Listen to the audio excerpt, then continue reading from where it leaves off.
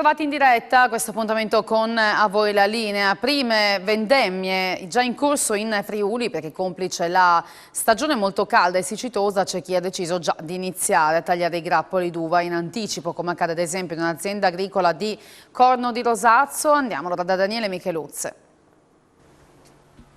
Siamo a Corno di Rosazzo, all'azienda agricola Valentino Butussi, in compagnia di Filippo Butussi, che è titolare insieme ai fratelli di questa azienda agricola e anche vicepresidente del consorzio Tutela Vini Friuli Orientale. Ci sono partite le vendemmie, voi siete tra i primi, questa è stata un'annata molto particolare, molto calda, e insomma oggi, in questi giorni avete iniziato a vendemmiare.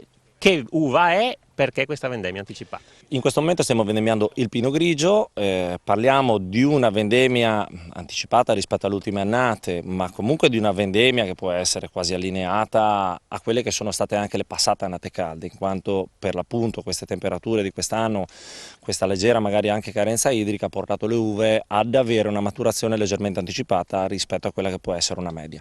Non parliamo di un'eccezionalità, parliamo di qualcosa già successo nella storia, ricordo bene il 2006, ricordo il 2013, quindi annate calde nelle quali diventa di prassi, per conservare quella che è la freschezza anche del prodotto finale, andare a vendemmiare magari leggermente in anticipo rispetto a una vendemmia classica, proprio per conservare tutte le peculiarità e le caratteristiche del vino. Bisogna dire che le esigenze di mercato negli ultimi anni anche stanno creando delle esigenze diverse per le aziende vitivinicole, in quanto fino a qualche anno fa c'era anche un po' una visione dei vini del Friuli come vini più strutturati, molto alcolici, che sono serviti molto anche alla crescita del territorio, però negli ultimi anni il mercato sta richiedendo dei vini comunque più freschi, più minerali, dove la gradazione alcolica resta sì un fattore importante, ma non predominante come forse lo era alcuni anni fa. Quindi in questo momento si preferisce magari avere quei vini che si aggirano fra i 12 gradi e mezzo e i 13 gradi coperti, piuttosto che andare dai 13 gradi ai 14 gradi come avveniva qualche anno fa. Ecco, e anche per questo si vendemmia un po' prima. Esattamente, quindi anche questo ci porta a una vendemmia magari leggermente anticipata rispetto a una gradazione di mezzo punto più elevata. Ecco, bisogna dire, oggi stiamo facendo Pinot Grigio, siamo partiti in anticipo anche perché abbiamo preparato le basi del metodo classico dove c'è bisogno di avere più acidità, più freschezza e quindi bisogna partire. Che cosa ci raccontano questi grappoli? Ma ci raccontano di una vendemmia che comunque nel Friuli è comunque una bella annata, cioè sentiamo di cosa sta succedendo, cosa è successo in questa stagione in Italia con delle siccità veramente pesanti. Ecco, qua basti guardare, le foglie sono verdi, l'erba è verde e qua non c'è irrigazione. Cosa vuol dire? Vuol dire che comunque in Friuli le precipitazioni, certo meno della media, però le precipitazioni ci sono state e quindi viviamo effettivamente in un'isola felice o comunque in un territorio dove anche da questo si vede che c'è una lunga e storica vocazione alla produzione. Quanti ettari avete voi? Che quantità vi aspettate di produzione? Forse un po' meno dell'anno passato? Con che qualità? Allora, in questo momento l'azienda ha in conduzione 26 ettari, dei quali sono più o meno 21 di proprietà, qualche vigneto è in affitto.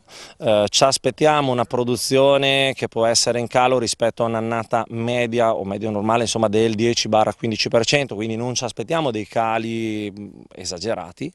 Qualitativamente devo dire che il livello sanitario è veramente ottimale, vediamo che già i parametri analitici sono molto buoni da livelli zuccherini, l'acidità, tutte quelle che sono insomma i parametri di scelta e quindi devo dire che ci aspettiamo un bel livello qualitativo anche da quest'anno. Grazie allora a Valentino Butussi e insomma buona vendemmia.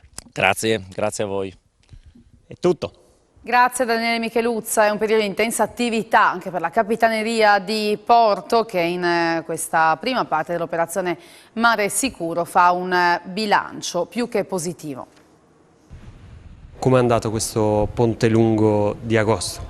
Molto positivo direi, in termini di attività nostra che è stata notevole, insomma abbiamo fatto più di 1800 miglia, comprese le miglia percorse dai velivoli, che erano quest'anno il grande valore aggiunto rispetto ai nostri due battelli veloci che abbiamo già da tempo e che quindi si muovono con molta flessibilità sul territorio, ma parlando appunto di tutta la regione, i velivoli hanno assicurato l'attività anche fino ai confini dai confini fino al tagliamento. E poi insomma 11 mezzi tutti i giorni in regione impiegati come mezzi navali, più 6 mezzi terrestri, diversi chilometri percorsi da terra lungo tutto il litorale regionale. A fronte di presenze, devo dire la verità, per quanto riguarda non tanto la balneazione ma la parte marittima e i diportisti, non molto elevate, perché abbiamo registrato, diciamo, una presenza in mare regolare, non eccezionale, ma con un bilancio del comportamento, diciamo, tanto a terra lungo il litorale quanto, ripeto, dai diportisti molto positivo, perché si consideri che abbiamo fatto oltre 1400 controlli in tutta la regione, con 5 sanzioni, tutte sanzioni amministrative, diciamo, e quindi niente di rilevante dal punto di vista del pericolo, nessuna di pericolo, ma più di negligenza nella gestione, diciamo, della barca. E quindi devo dire la verità, un positivo come comportamento da parte di tutta l'utenza e senza nessuna, ripeto, situazione di pericolo, perché in effetti quelle zone di promiscuità che abbiamo tra la balneazione e la navigazione sono quelle che noi attenzioniamo particolarmente.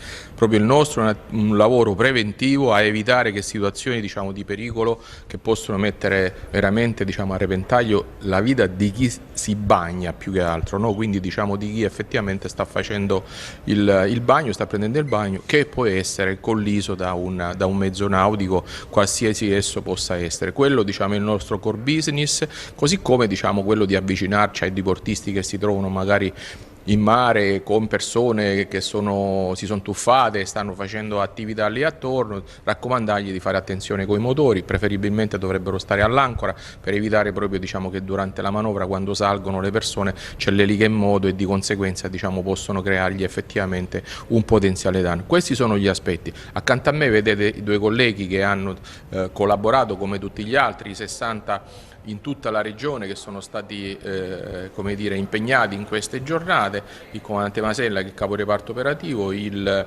tenente Vascello Dionisi che è il responsabile della comunicazione, e quindi come dire, la risorsa umana al centro di tutto, perché se non ci fossero tutti questi colleghi, i 60 colleghi in queste giornate hanno lavorato in maniera molto intensa, non saremmo qui oggi a presentare un bilancio.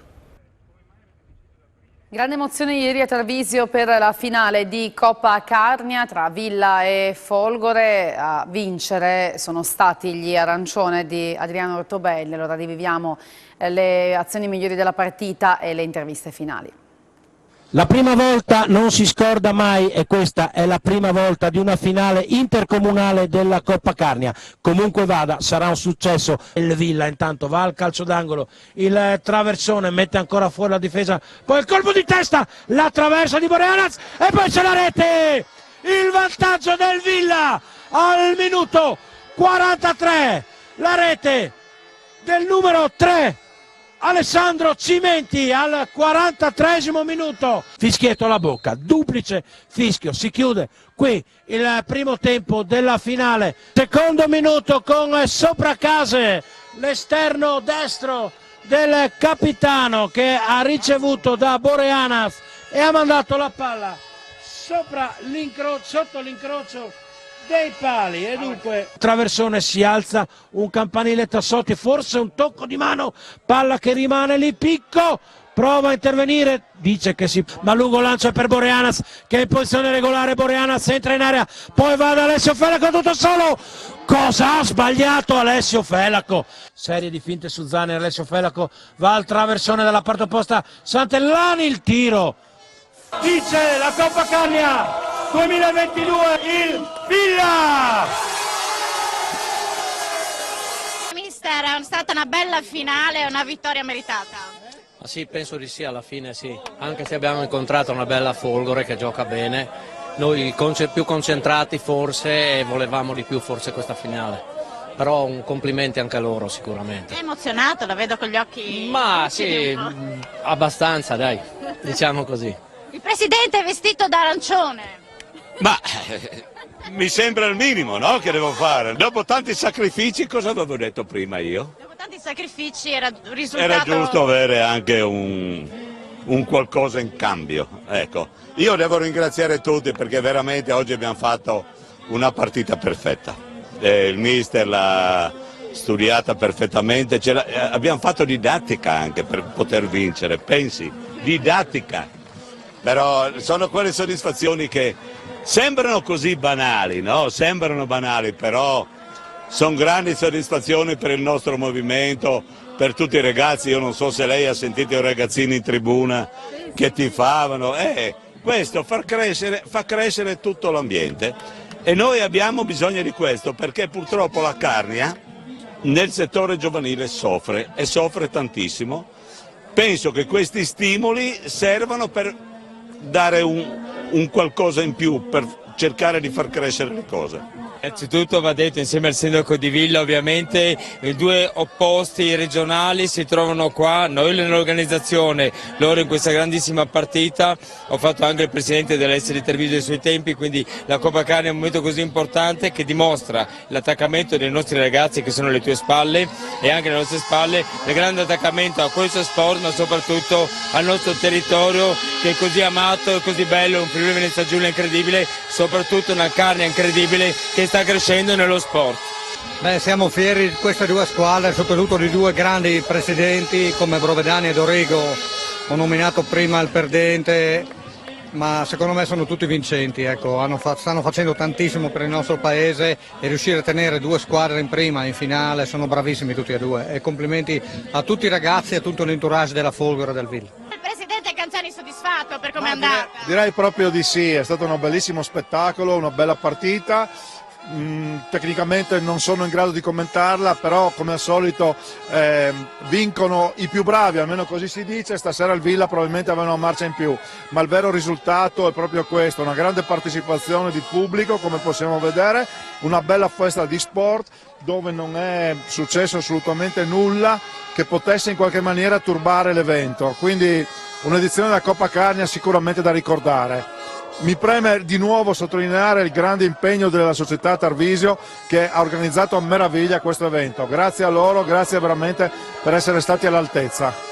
Grazie alla società Tarvisio, grazie a voi naturalmente, anche il vostro contributo. No, grazie a voi che avete avuto questa bellissima iniziativa di trasmettere in diretta la partita e come sempre ripeto è che le cose si fanno ma se non vengono pubblicizzate non hanno senso, quindi grazie Alexis, grazie a voi per aver veramente contribuito in maniera determinante al successo di questa edizione.